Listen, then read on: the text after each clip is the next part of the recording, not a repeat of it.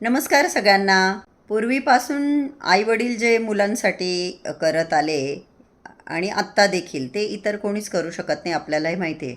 आपल्या मुलांमध्ये जे टॅलेंट असतं किंवा ज्या गोष्टीमध्ये त्यांना इंटरेस्ट असतो, आईवडील मुलांना स्केटिंग क्लासेस लावतात, क्रिकेटचे क्लासेस लावतात, ड्रॉइंगचे क्लासेस, कम्प्युटर क्लास, ज्यामध्ये मुलांना इंटरेस्ट असेल, म्युझिक असेल, अनेक गोष्टी, तर ते क्लासेस लावतात. बरं, हे पैशावालेच करता का? तर नाही. ज्यांच्याकडे पैसे नसतात ते सुद्धा संसारामध्ये ओढाताण करून, थोडी बचत करून, काटकसर करून किंवा जास्त इफर्ट्स घेऊन, जास्त कष्ट करून, पैसे जास्त कमवून मुलांना योग्य ते शिक्षण देण्याचा प्रयत्न करता. जेवढं आईवडिलांकडून होईल तेवढं देण्याचा प्रयत्न करता.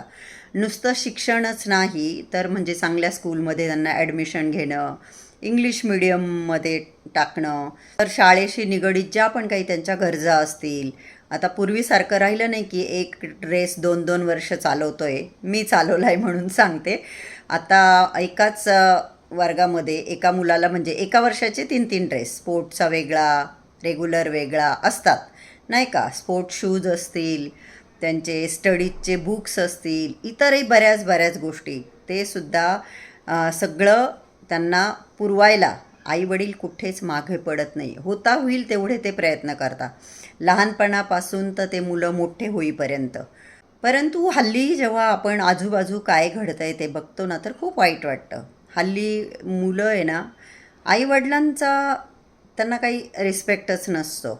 आईवडिलांनी म्हटलं की बा तुला कशासाठी शिकवलं आहे, तुम्हाला काबिल बनवलं आहे, एज्युकेशन दिलं आहे, तर मुलांकडे सरळ सरळ उत्तरं असतात की ते तुमचं कर्तव्य होतं, ते तुम्ही केलं. त्यांना असं वाटतं की आपण त्यांना जन्माला घातलं म्हणजे ह्या सगळ्या गोष्टी त्यांना प्रोव्हाइड करणं हे सगळं आईवडिलांचं कर्तव्य आहे.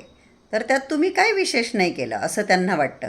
म्हणून ॲज अ पेरेंट्स आपलं कर्तव्य असतं त्यांना योग्य शिक्षण देणं, त्यांना लागणाऱ्या सगळ्या वस्तू अवेलेबल करून देणं. परंतु ते करत असताना स्वतःवर तुम्ही अन्याय नका करू. स्वतःवर अन्याय म्हणजे काय? स्वतःच्या इच्छा मारणं, स्वतःच्या मनामध्ये काही करण्याची इच्छा आहे ती दाबून टाकणं, स्वतःवर पैसा खर्च न करणं, काटकसर करणं ती फक्त स्वतःसाठीच करणं, नाही का. की नाही बुवा मला मुलांचं करायचं आहे, आम्हाला मुलांचं करायचं आहे, त्या मुलं पुढे जाऊन असे उत्तरं देणारच. त्यामुळे तुम्ही स्वतःलाही महत्त्व द्या, स्वतःच्याही इच्छा अपेक्षा पूर्ण करा, स्वतःही स्वतःचं जीवन आनंदी जगा. मी हेच सांगू इच्छिते.